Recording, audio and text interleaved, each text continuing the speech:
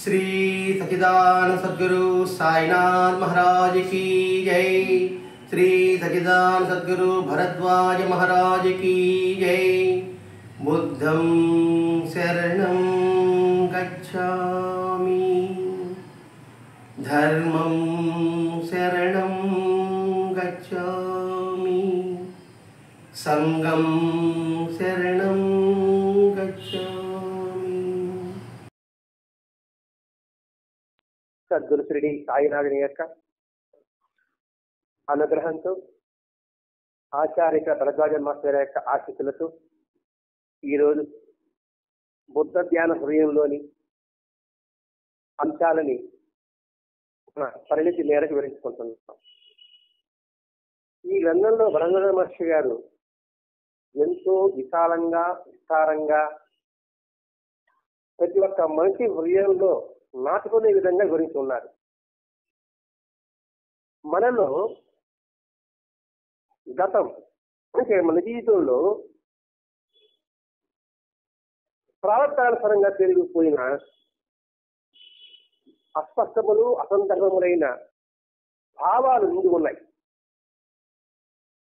ఈ సత్సంగము అని ఇందులో ప్రవేశించడం ముందున్న ఆ భావాలు, ఆ ఉద్రేకాలు అవన్నీ కూడా నిగూఢంగా మనలో దాగున్నాయి.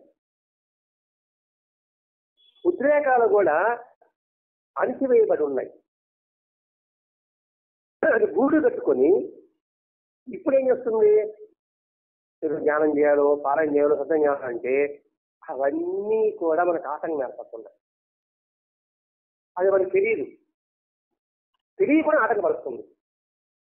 మరి ఎందుకు ఆటంకపరుస్తుంది? నేను వినాలని వచ్చానే కదా, చదవాలని వచ్చానే కదా, నాకెందుకు నిద్ర వస్తుంది, ఎందుకు వినాలని బుద్ధి పుట్టడం లేదు అంటే గత జన్మల ఆలోచన ప్రకంపనలు మనల్ని అడ్డగిస్తున్నాయి. అది మనం గుర్తించడం లేదు. నేను బాగానే ఉన్నాను కదా, ఇటువంటి న్యాయంగానే ఉన్నాను కదా, ధర్మంగానే ఉన్నాను కదా, మరి నాకెందుకు ఇలా అనిపిస్తుంది అని అనిపిస్తుంది.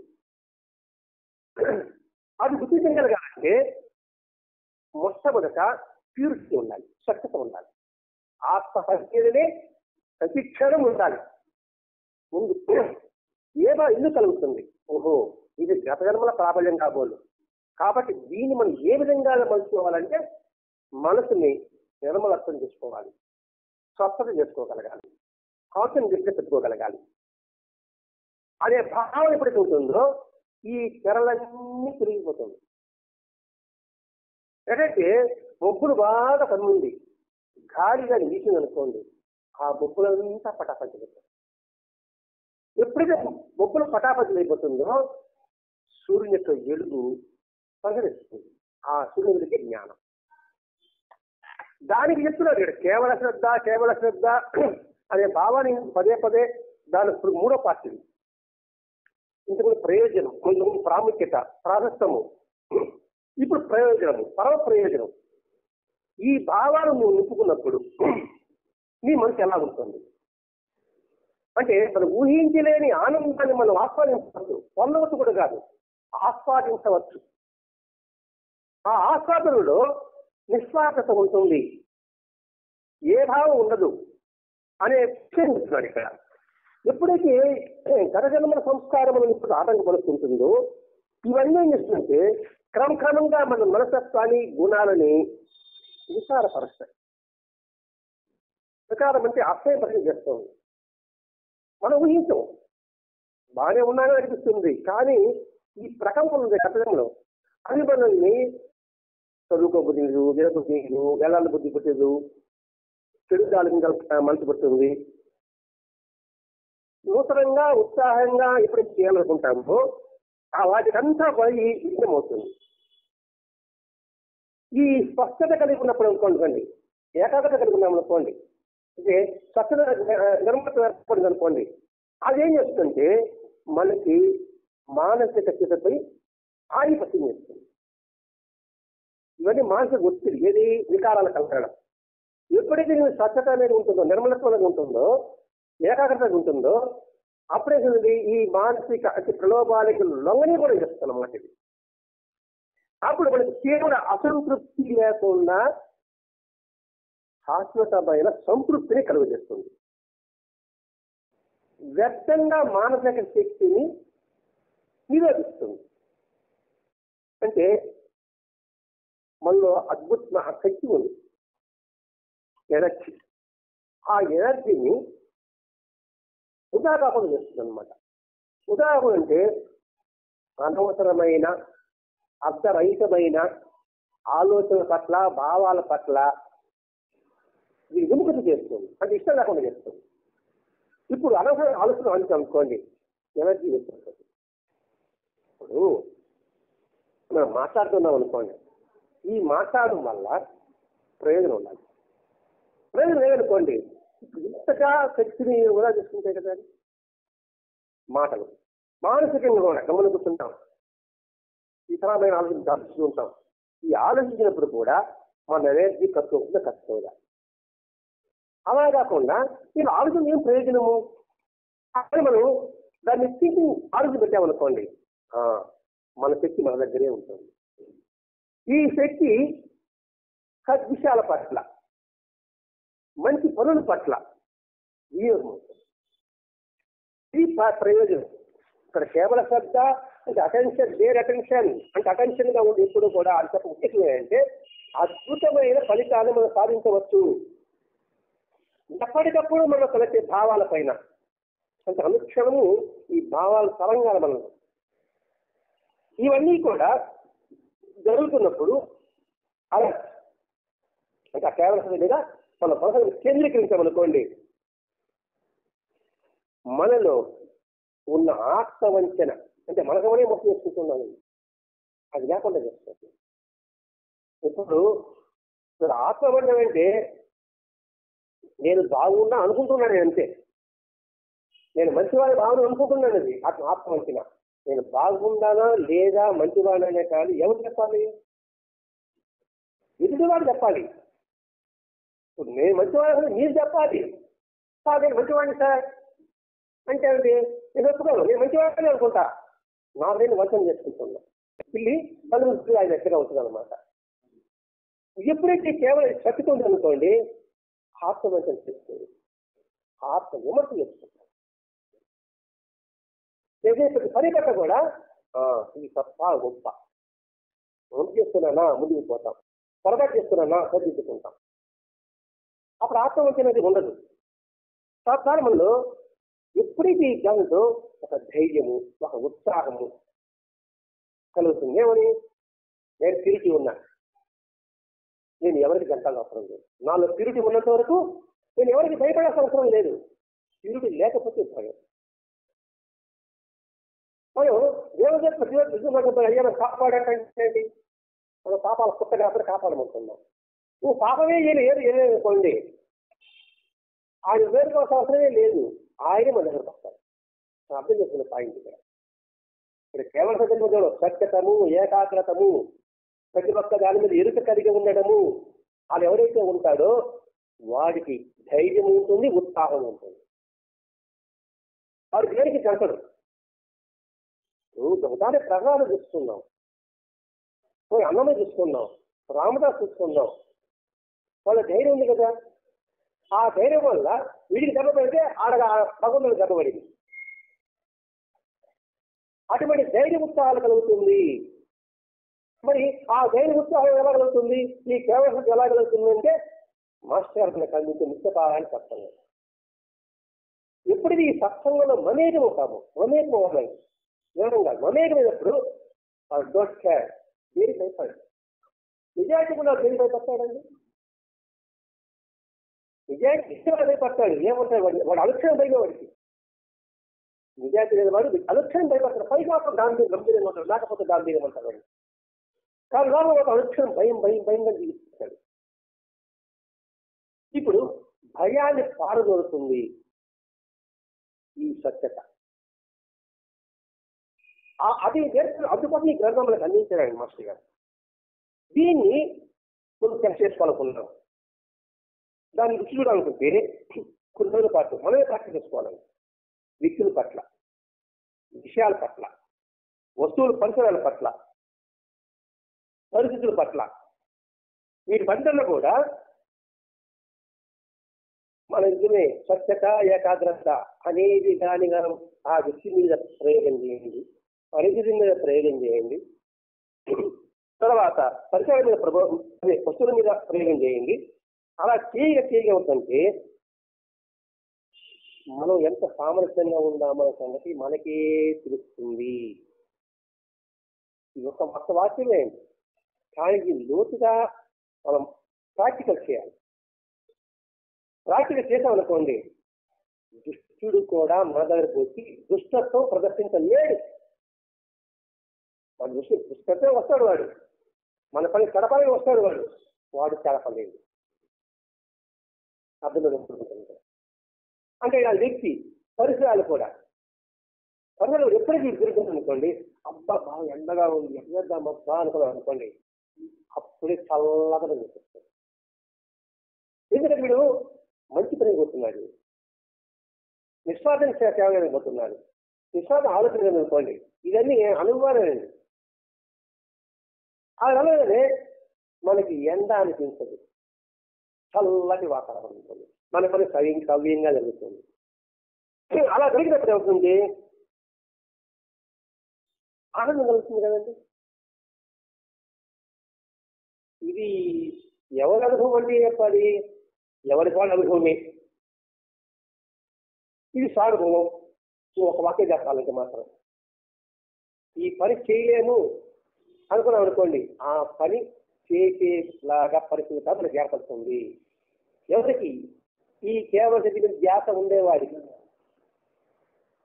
ఈ మనోవాక్యాలు మనది మనస్సు మాట మనది పని కొద్ది ప్రేరణతో స్వల్ప ప్రేరణ కలిగి, అంటే ఏదో ఒక అనుసరణలో లొంగతా ఉంటే చక్కగా మాకు లొంగకూడదు. అలా లొంగకుండా ఏముంటుందంటే అప్పుడు అన్ని విషయాల్లో జోక్యం చేసి కూడా మానేస్తుంది. మనకు అడ్రస్ రేపు వద్దు వద్దు నేను చెప్తాను, విను చూడు, నోటిని క్లోజ్ చెప్పబాక, నోటి ఇవ్వబాక. అది మీరు ప్రయత్నం చేశారా లేదా, మీరు ప్రయత్నం చేశారా లేదా, మనం మానేమా లేదా, అది మాట్లాడాలి. మరి ఈ మానడానికి ఏంటి, ఆ కేవలం సత్యాన్ని ఫలం వస్తున్నాం ఇక్కడ. మరి ఈ కేవలం రావడానికి మనకి సత్సంగం ఉపయోగపడింది అంటే వాడు మానేస్తాడు. ఎప్పుడైతే మానేస్తాడో వాడు శాంతంగా ఉంటాడు, స్వేచ్ఛగా ఉంటాడు, ప్రశాంతంగా ఉంటాడు, తృప్తిగా ఉంటాడు, ఉత్సాహంగా ఉంటాడు. వాడు రోజులన్నీ కూడా ఇలా ఈ 4 గడిచిపోతుంటుంది.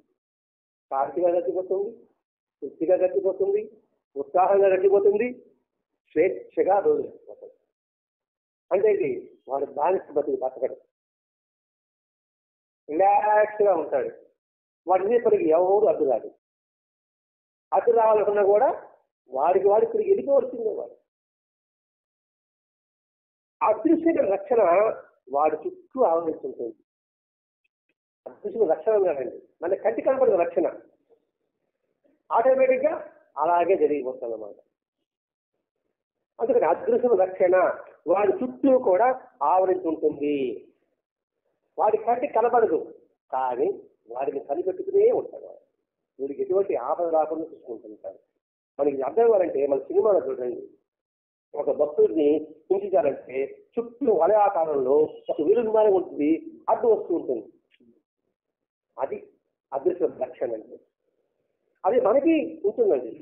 ఎవడైతే ఈ కేవల సత్యం మీద దృష్టి పెడతాడో, ఈ కేవల సత్యని తన అనుభవానికి తీసుకుంటాడు, వాడికి మాత్రం ఒక వలయాక రక్షణ. వాడికి ఎప్పుడు వాడిని ఎవరు ఏం చేయలేదు. చేయాలని ఉంటాడు, వాడి వల్ల కాదు. మరి అటువంటి వాడికి ఎంత ఉత్సాహంగా ఉంటాడండి, ఎంత శాంతిగా ఉంటాడు, ఎంత శుద్ధిగా ఉంటాడు, ఎంత స్వేచ్ఛగా ఉంటాడు. చూడండి ఇక్కడ జన సమస్యల నుండి దూరంగా వెళ్ళి తీరశకలం మీద వెళితే, కొండ మీదకి వెళితే, అక్కడి నుంచి ఈ ప్రపంచాన్ని చూస్తే ఎంతటి ఆనందం ఉంటుందో అంతటి ఆనందాన్ని చూస్తాడు. అంటే దీని ఉదాహరణ శ్రీవారి నిలపాద దర్శనం తిరుమలలో. ఇప్పుడు నేను వెళ్ళారలేదు, మీరు కొండ మీద పైకి తిరుమల నుంచి కొన్ని దూరం అందరూ పోవాలి, జీపులో నీకల్లో పోవాలి. అయినప్పుడు కొన్ని కొండ ఎక్కిన తర్వాత ఆడ పాదాలు ఉంటాయి, వెంకటేశ్వర పాదాలు. చుట్టూ వాతావరణం అద్భుతమైన ఆహ్లాదకరంగా ఉంటుంది, కోరుడు గాలి, మనుషు కూడా ఊగిపోతాడు. కానీ కలల బుద్ధి కాదనమాట. అంతా పెద్దంతా కనిపిస్తుంటుంది. ఎంతటి ఆనందమో అటువంటి ఆనందాన్ని పొందుతాడు. ఈ స్వచ్ఛత కలిగి ఏకాగ్రత కలిగిన వాడు, ఎరుపులో కలిగిన వాడికి అటువంటి ఆనందం కలుగుతుంది. ఇది ఎంత డబ్బిస్తే ఉంటుంది. ఈ మూడు కూడా మన సత్సంగం ద్వారా భరద్వాజ వాసుకు అందిస్తున్నాడు. ఈ సత్సంగాన్ని అవగాహన చేసుకున్న వాడికి ఎదురు చెప్తున్నాడు. సత్సంగం పట్ల గౌరవం ఉండాలి, భక్తి ఉండాలి, అంకితగా ఉండాలి. అటువంటి వాడు అది విషయాన్ని గ్రహించాలి, అనుసరించాలి, అర్థం చేసుకోవాలి. అటువంటి వాడికి మాత్రమే ఈ లక్షణం కలిగి పరమ ప్రయోజనం కలుగుతుంది. అంతేకాకుండా సాటి మానవుల పట్ల రాగ ద్వేషాలు శమిస్తుంది. రాగం ఉండదు, ద్వేషం ఉండదు, శమిస్తుంది. అంటే ఏమిటి? నిద్రపోకపోయి లేకపోతే వాడికి లేకుండా చేస్తుంది, లేకపోతే వాడి మనసును సాధింపు చేస్తుంది. ఉద్రేకపడు, రాగానికి ఉద్రేకపడు, ద్వేషానికి ఉద్రేకపడు.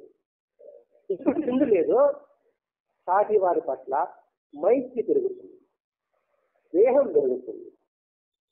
ఎందుకంటే ఎదుటివాడు నావాడు అనుకున్నప్పుడు వాడిని నేను ఎలా పడతాను, ఎలా గెలుతాను? ఎప్పుడు స్నేహభావంతో చూస్తాను.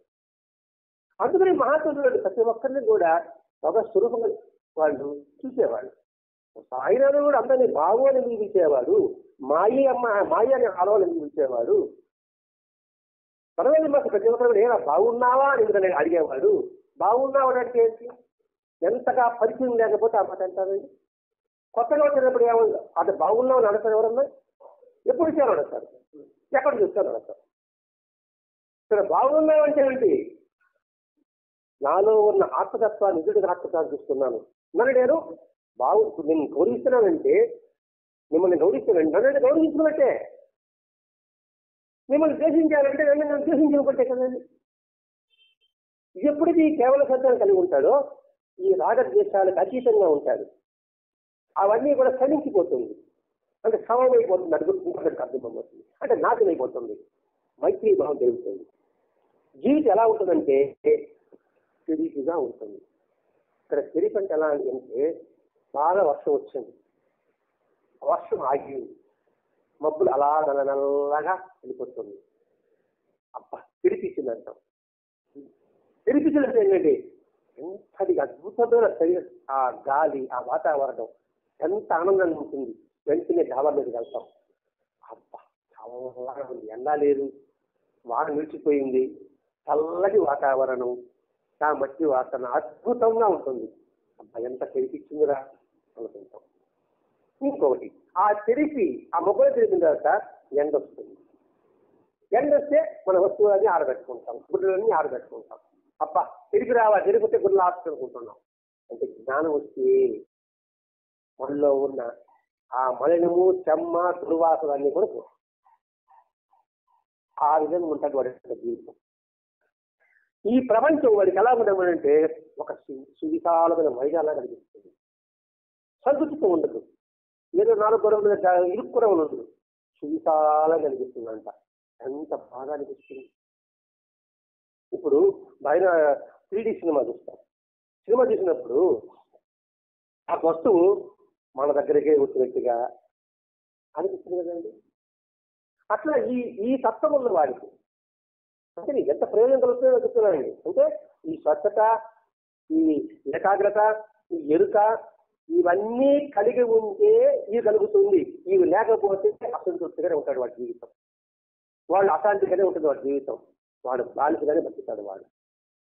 వాళ్ళు ఉత్సాహం ఉండదు, ఏదో చెయ్యాలి కాబట్టి చేస్తున్నారు.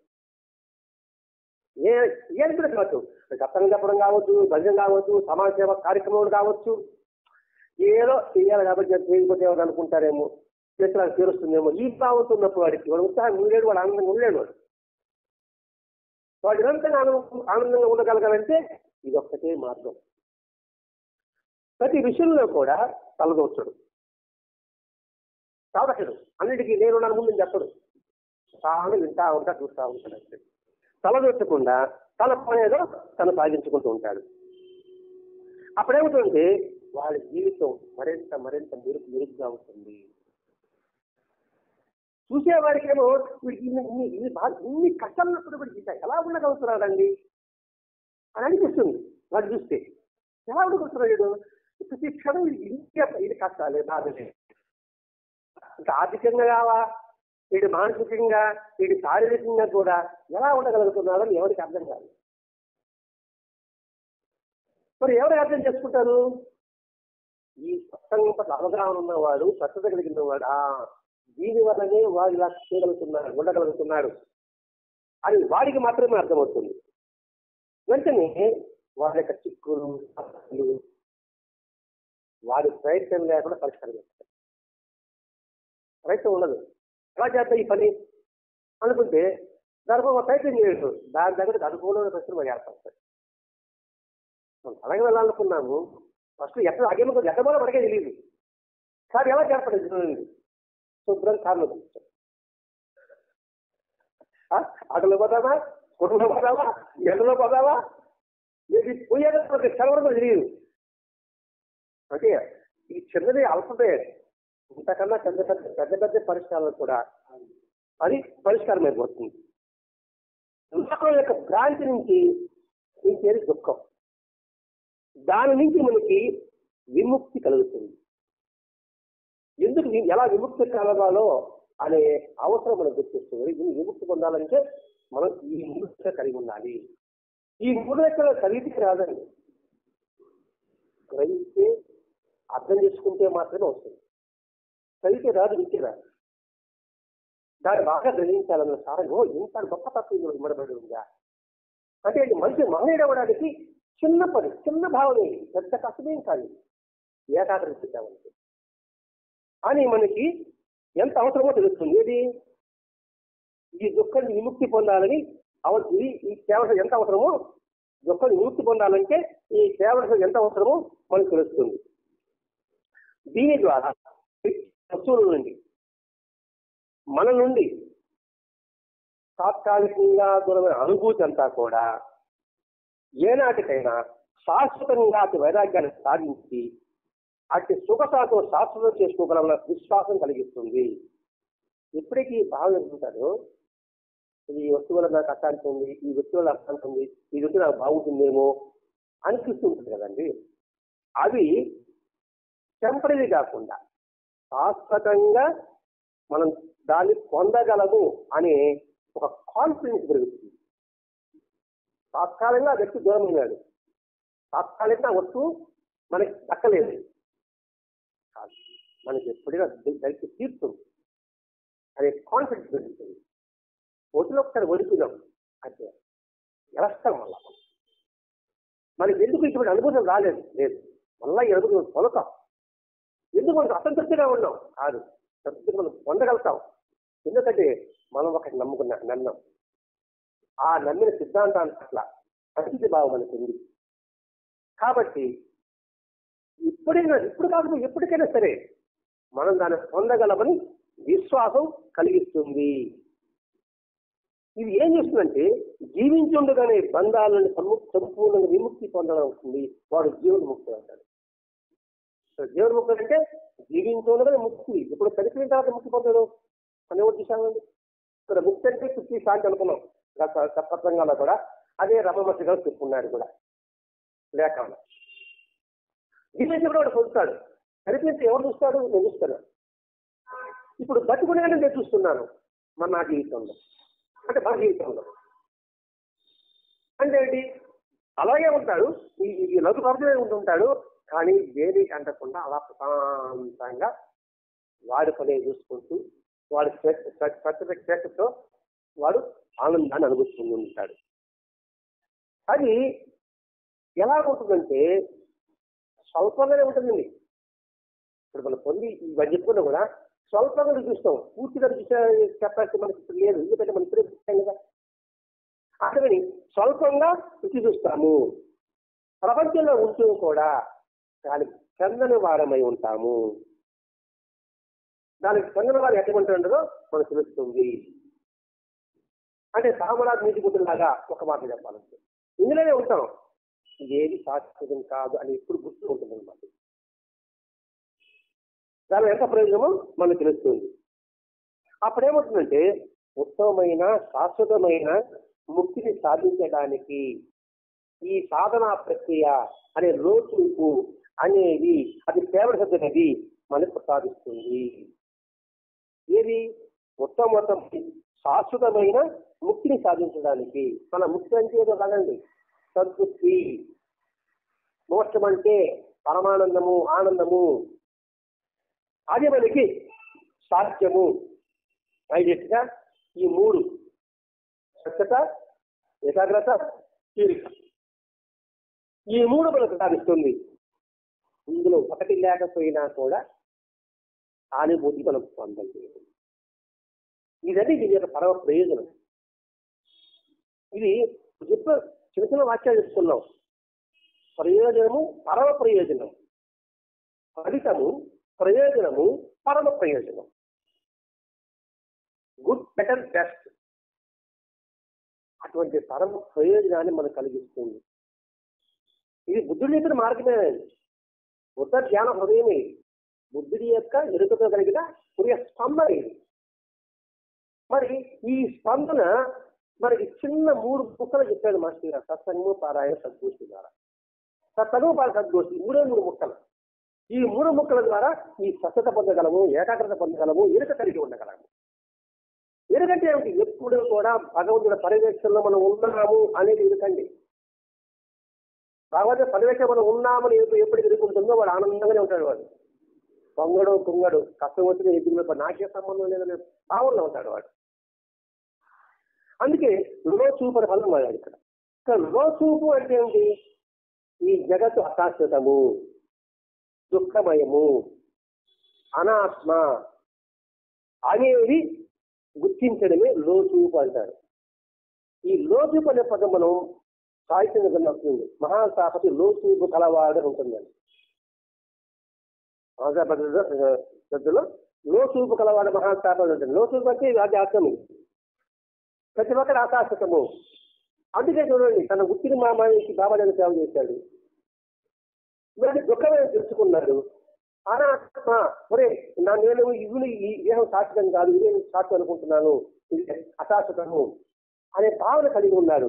నిరంతరం గుర్తిస్తున్నాడే కాబట్టి బాబా తెలుగులో సత్యత పొందాడు. ప్రతి ఒక్కరు అలా పొందాలి, పొందగలడు అని చెప్పడమే మహాసాపతి సాహిత్యంలో ఉన్న మహాభక్తులు కూడా మనకు తెలిపేది అదే. కేవలం మానసిక అవగాహన మాత్రమే కాకుండా నిస్సంశయము, అచంచలము అయిన స్వానుభవంగా ధ్యానావస్థలో మనం గుర్తించిన అనుభవంగా తెలుస్తుంది. ఇది మనసులో భావనే కాదండి, నిస్సంశయము, అచంచలము అయిన స్వానుభవంగా, అచంచలమైన స్వానుభవంగా నీకు ధ్యానం లాంటి ఇరుకులో, ఆ ఇరుకులో మనం అనుగుణంగా గుర్తిస్తూ తెలుస్తుంది. ఈ లోచుపు వైరాగ్యాన్ని పెంచుతుంది. దుఃఖం యొక్క బానిసత్వం నుండి మనసుకు విముక్తి కలిగిస్తుంది. ఇది లోచూపు. లోచూపు అంటే చెప్పుకున్నాం, ఈ జగత్తు అశాశ్వతము, దుఃఖమయము, అనాత్మ అనేది ఈ వైరాగ్యాన్ని పెంచే దుఃఖం యొక్క బానిసత్వం నుండి మనల్ని విముక్తి చేస్తుంది. ఈ కేవల సత్తులో ఈ స్థితిని రుచిచూడడం వల్ల గమ్యం వైపు ఎంతో తీవ్రంగా ఆకర్షిస్తుంటారు. ఒక టేస్ట్ పడింది అనుకోండి, వెంటనే దాన్ని పరిగెత్తాలిస్తాను. తేనె ఎప్పుడు చూసింది తేనెటీగా, ఎక్కడ పూలు, ఆ పూల తేనె మన కంటికి కనపడదు. పోనీ ఆ పూలోకి చూస్తే తేనె రాలుతుందా? రాలదు. కానీ ఆ వెరైటీ చూడండి, దాని యొక్క వాక్యంతో లోపలికి ప్రవేశించి గుచ్చి ఆ తేనె గ్రహిస్తుంది. తేనె ఎక్కడుందో అక్కడ పరిగెడుతుంది. చీపదాలు ఎక్కడుందో చీమ పరిగెత్తినట్టుగా. ఎందుకంటే ఆ చీపును గ్రహించాలి, దానికి ఆకర్షిస్తాడు. మనకి తీపి ఏంటి, మనకేంటి తేనె అంటే సంతృప్తి, ఆనందం. అది ఎక్కడ ఉంటుందో అక్కడికి వెళ్ళాలి. వెలికి ఎలా ఉంటుందో దొరుకుతుందా? వాడి అయిన మనస్సుతో లోపల గుచ్చాలి. ఏ తేనెటీగా కూసుగా ఉంటుంది, బాడిగా ఉంటుంది. అది గుచ్చి తెల్లగా తీసుకుంటుంది. అంటే ఈ మనసు కూడా సూక్ష్మంగా గ్రహించగలిగే మనసుతో, అంటే తేనెటీలాగా వాడిలాగా ఆ మనసు ఉన్నప్పుడు మాత్రమే ఇప్పుడు మనం ఇచ్చే సత్సంగంలో ఉండి ఆ తేనెని మనం గ్రహించగలము, ఆస్వాదించగలము. తాగి చాలా సూక్ష్మైంది. ఊరికే విన్నాను, చదివినాను కాదు. సూక్ష్మంగా అందులోని భావాన్ని నువ్వు వెలికి తీసుకున్నావా, గ్రహించావా, అర్థం చేసుకున్నావా, అనుభూతి పొందావా అని కాదు. మధురభ్యో యథాభృంగో పుష్పాంతరం గజే జ్ఞానయుక్త రథా శిష్యో గురువంతరం గజే అన్నాడు గురుగీతలో. మధురంగా తీసుకోకుంటే తెలివి ఎలా పరిగిస్తుందో, నువ్వు జ్ఞానం కావాలంటే అటువంటి గురువులను అన్వేషించాలి, ఆ గురువులను జ్ఞానాన్ని పొందాలి. అదే మాస్టర్ గారు అయ్యాడు. మనకి దాదాపు 20 గురువుల యొక్క తత్వ గ్రంథాలు మనకు అందించాడు. అవి జత చేయనప్పటికీ ఆ జ్ఞాన అమృతాన్ని మనం వదలైపోతున్నాం సంస్కృతి పరంగా. అది తీసేయకుండా జ్ఞానం వస్తూనే ఉంది. బాబా చేసే చదువు చదివాం, అంతకుముందు ఇప్పుడు చదివాను. కానీ చదివేకుంది మన కొత్త విషయాలు అనుభవిస్తుందా రాదా? మరి ఈ అజ్ఞానం ఇంతటి ఉందా? అది ఇంతకు లేదా? ఇంతకు కూడా ఉంది, మన గ్రహించలేదు. అందుకని పదే అందుకే మాస్టర్ గారు నిత్య పారాయణ పెట్టాడు. ఇందుకే పెట్టాడండి. ఎందుకు నిరంతర సత్సంగం పెట్టాడంటే ఇందుకే సత్సంగం పెట్టాడు. ఎందుకు సద్గోషం అంటే ఇందుకే సద్గోషం పెట్టాడు. అసలు మనం బయటకు అనుకుంటున్నాం. మాస్టర్ గారి పెట్టిన ఈ ప్రవేశించిన ఈ విధానాన్ని మనం సంపూర్ణంగా అర్థం చేసుకోలేకపోతున్నాం. ఏదో అది పనిపాటు ఏదో చెప్పమన్నాడు, చదవమన్నాడు, లేదు సమయానికి అభివృద్ధి చేసుకోమన్నాడు అని ఇది లేక గది లేక సత్సంగంలో పాల్గొనడం కావచ్చు, సత్సంగం చెప్పడం కావచ్చు, పాఠం చేయడం కూడా కావచ్చు. ఇంత రుచి చేసేది ఎక్కడ చిన్న మంచి వాటి లేకున్నా ఎక్కడ చెవి దాని వైపు తెలుసుకుంటుంది. అది చెప్తున్నాడండి ఇక్కడ. ఆ రుచిని ఇస్తున్నాడు మాస్టర్ గారు మనకి. అప్పుడు గమ్యాన్ని మనోనేత్రం నిలిపి పక్కదారి పెట్టినప్పుడు, గమ్యాన్ని మనోనేత్రం దిద్దించి నువ్వు ఎప్పుడైతే పక్కదారి పెడతావో వెంటనే హెచ్చరిక చేస్తుంది. ఆ గమ్యస్థాన్ని కట్టబడినప్పుడు కాళ్ళు, మనసు, నూతన ఉత్సాహాన్ని, శక్తిని పొందినట్లు సాధనకి బలాన్ని చేకూరుస్తుంది. అప్పుడు అక్కడ తప్పని వెంటనే లేని బలాన్ని తీసుకుని ఉత్సాహిస్తూ వినాలి, అందులో గ్రహించాలి. ఎందుకంటే జీవితంలో కరించాలి మనం. ఇలాగే నిరర్థకమైపోతుంది. అవకాశం వస్తుందో అది జన్మకి. ఆ తర్వాత ఎలా పట్టాలో మనం చదువుకుంటామో ఇవన్నీ గుర్తు చేసుకుంటే కాస్త ఈ సత్సంగం సద్వినియోగం చేసుకునేము. దీనికి సిద్ధమైన అవగాహన కలిగి ఉండాలి. ఈ ఈ కృత్యం అనేది కొద్ది కాలం మాత్రమే ఉంటుంది. సామాన్యులు మనం సామాన్యమే కదా, మన అసామాన్యం కాదు. కాబట్టి ఇది కొద్ది కాలమే నిలుపుకోవడానికి సాధ్యమవుతుంది. మరి ఏం చేయాలి? నిరంతరము ఎన్నో పనుల ద్వారా, మాటల ద్వారా, తలంపుల ద్వారా నిత్య జీవితంలో ఈ ప్రసాదాన్ని పొందడానికి సంపర్కం, అంటే ఇతరులతో సంపర్కం చెందడం వల్ల ఆవశ్యకమవుతుంది. మామూలు లోకంలో ఉన్నాం, ఇది మాట్లాడాల్సిందే, బంధువుల అంత మాట్లాడాల్సిందే, వాళ్ళ సంపర్కం పెట్టుకోవాల్సిందే. కానీ లక్ష్యం మాత్రం ఇది పెట్టుకోవాలి. వచ్చారు అంత మాట్లాడుతున్నారు, మాట్లాడి పూజ చేసుకుంటాను, పరం చేసుకుంటాను అని చెప్తాము. ఆరోపణలు ఆయన ఇచ్చాడనే ధ్యాస ఉండాలి. మనం సమాజంలో ఉన్నాం కాబట్టి అటువంటి వాటితో సంపర్కం పెట్టుకోగలగాలి. కానీ మనసు ఆలోచించడం, నిర్ణయాలు తీసుకోవడం తప్పదు. మనం ఇది కొద్దిగా వ్యక్తుల పట్ల కావచ్చు, వస్తువుల పట్ల కూడా కావచ్చు. మన వ్యక్తి జీవితాన్ని ఈ క్రియారూపంగా కలిగి ఉంటుంది కాబట్టి దాన్ని ఏం చేయాలి? సమైక్య స్థితిలో తీసుకెళ్ళగలగాలి. ఇక సమైక్య స్థితి అంటే ఏమిటి? నిరంతరము స్మరించడము, గుర్తించుకోవడము. ఏం గుర్తించుకోవాలి? ఆ వచ్చిన వాడు, ఆ వచ్చిన వస్తువు ప్రతి ఒక్కటి కూడా వచ్చిన వస్తువుకి భగవంతుని ప్రసాదంగా, ఆ వచ్చిన వ్యక్తి భగవంతుని స్వరూపంగా ఇలా నువ్వు మలుచుకుంటున్నావు అనుకోండి.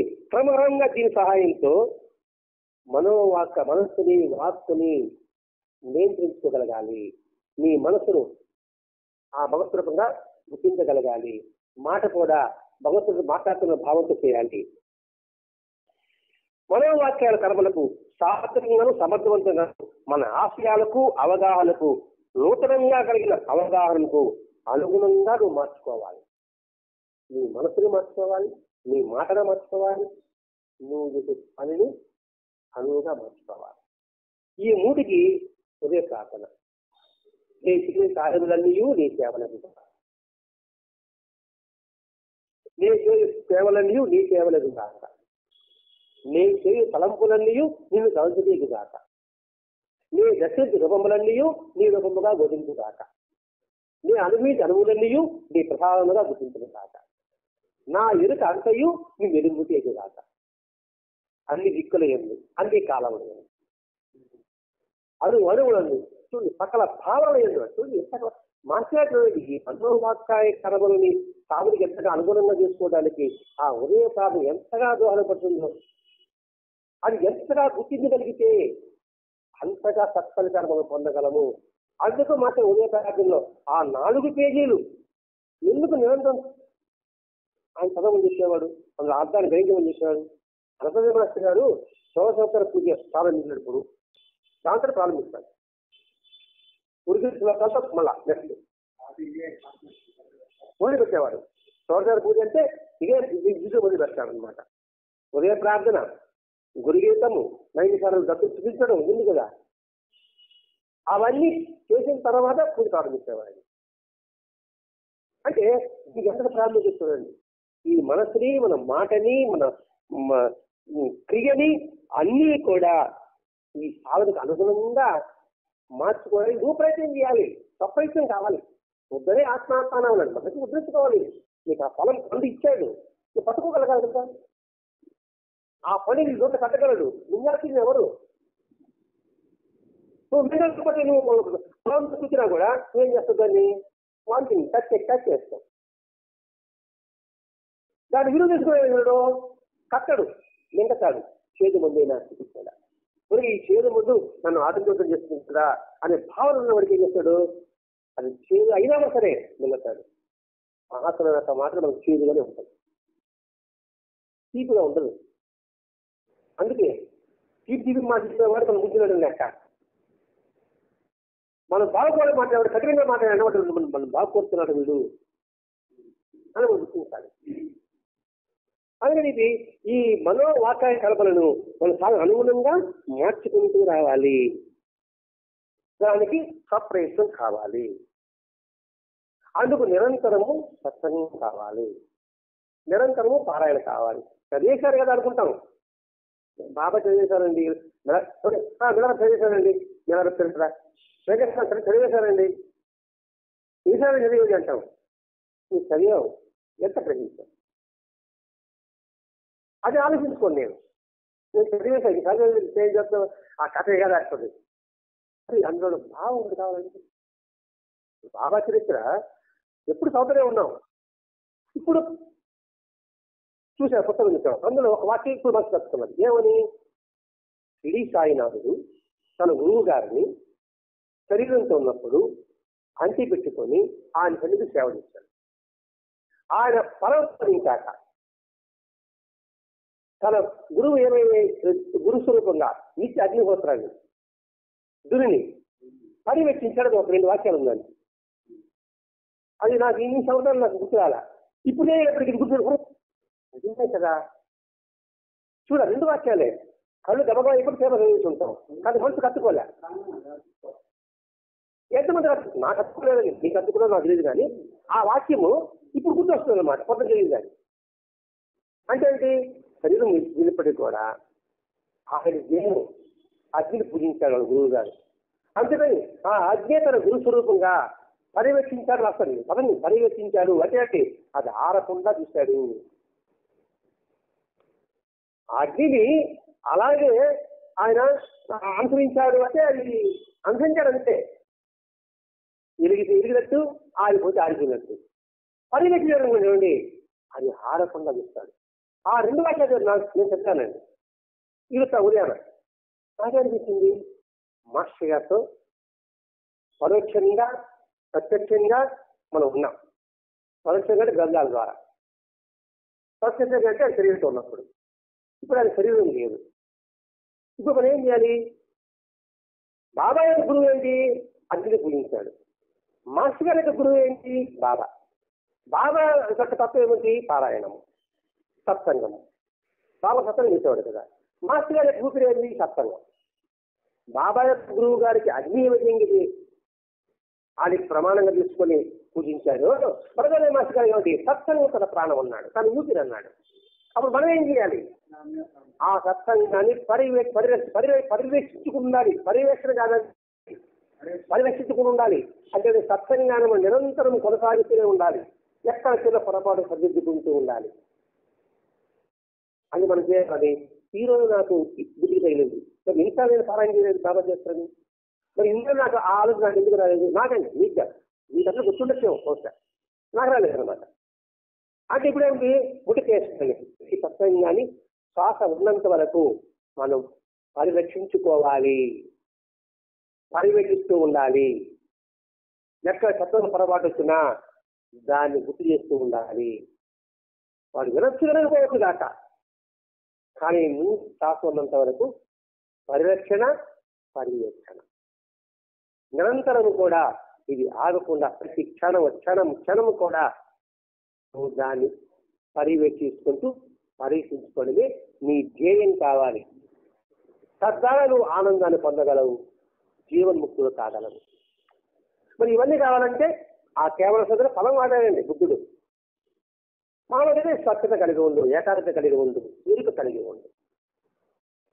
నువ్వు నిమిత్తమైన భావన ఎరుక కలిగి ఉండడం, నేను చేస్తున్నానే భావనని పిచ్చి ఉండడం. ఈ భావం ఎప్పుడైతే ఉంటుందో వాడు స్వచ్ఛత స్వేచ్ఛగా ఉంటాడు, సంతోషంగా ఉంటాడు, తృప్తిగా ఉంటాడు, శాంతిగా ఉంటాడు. వాడి యొక్క అవసరాన్ని కూడా వాడి ప్రమేయం లేకుండానే జరిగిపోతూనే ఉంటుంది. జరుగుతుంది కాదు, జరిగిపోతూనే పదం చూడండి, జరుగుతుంది ఇప్పుడు స్టాప్, జరిగిపోతూనే ఉంటుంది. ఇంకా దానికి ఏమడు? ఏ పనైనా, ఏ కార్యమైనా, ఏ ముఖ్యమైన భావాలైనా ఆటోమేటిక్గా అది జరుగుతూనే ఉంటుంది. అంతటి భావం ఇమ్మడి ఉంది కాబట్టి భరద్వాజ మాస్టర్ గారు ఈ బుద్ధుడి ఆధ్వర్యంలో ఆ కేవల శ్రద్ధ గురించి ఎన్ని ఇంకా ఉంది. 5 అక్షరాలు కేవల శ్రద్ధ, 5 అక్షరాలు. ఈ 5 అక్షరాల్లో ఎంతటి అద్భుతమైన భావం ఇమ్మడబడి ఉందనే సంగతి మనకి భరద్వాజ మహర్షి గారు పూర్వజన్మ స్మృతం వల్ల మనకి లభించింది. దీన్ని అర్థం చేసుకుని, అవగాహన చేసుకుని గ్రహించగలిగితే ఈ జన్మకి మనం సత్ఫలితం పొందగలము. మాస్టర్ గారు ఉదయపాత్ర మహాత్ములు రాస్తారండి, 9/4/75లో మ్యాటర్ రాస్తూ తత్వం చెప్పు, ఇది కానీ ప్రతి ఒక్క నెల రోజులకి ముక్తి పొందొచ్చు, ఈ జన్మలో ముక్తి పొందొచ్చు అని స్పష్టంగా రాయేస్తున్నారండి. ఇంకా చెప్పాడండి, మీరున్న చోట అపవిత్రంగా ఉన్నప్పటికీ కూడా నా తపస్సు ప్రక్షాళన చేస్తానని చెప్పాడు కదండి. మరి అది ప్రక్షాళన చేస్తున్నాడంటే మన మీద ఎంతటి శ్రద్ధ, ఎంతటి అభిమానం, ఇవన్నీ మనసులో ఉంచుతున్నప్పుడే దీన్ని మనం సాధనం చేసుకోగలం. మరి విలువ తెలుస్తుంది. చివరికి చేసినట్టుగా మాస్టర్ గారి స్థితి మనం ఎంత మనకు గ్రహించగలిగాం అని ఎవరు కూడా ప్రశ్నించుకోవాలండి. అద్భుతమైన అమృత భాండాన్ని మనకు అందించాడు, మన దగ్గర ఉంచాడు. మన ఆయుధాలు మనం చూడడమే, చూడడానికి ఆనందం ఎవరికి? ఆయన మనమే పుడుతున్నాం. మన కోసం ఆయన తపన పడ్డాడండి, వేదన పడ్డాడు. మన ఆ వేదనని, ఆ తపనని మనం అర్థం చేసుకోగలిగితే ప్రతి క్షణాన్ని కూడా రాగ ద్వేషాలకు అతీతంగా ఉండి మనం అందరం సంఘీభావంతో, మైత్రీభావంతో మన జీవితాన్ని సాగించగలము. సాగించాలనే మాస్టర్ గారి యొక్క అభిలాష. ఆ అభిలాషని మనం ప్రియపూర్వకంగా అంగీకరించి ఆ మార్గంలో ప్రయాణం సాగిద్దాం. భక్తి. श्री सच्चिदानंद सद्गुरु साईनाथ महाराज की जय। श्री सच्चिदानंद सद्गुरु भरद्वाज महाराज की जय। बुद्धं शरणं गच्छामि, धर्मं शरणं गच्छामि, संघं शरणं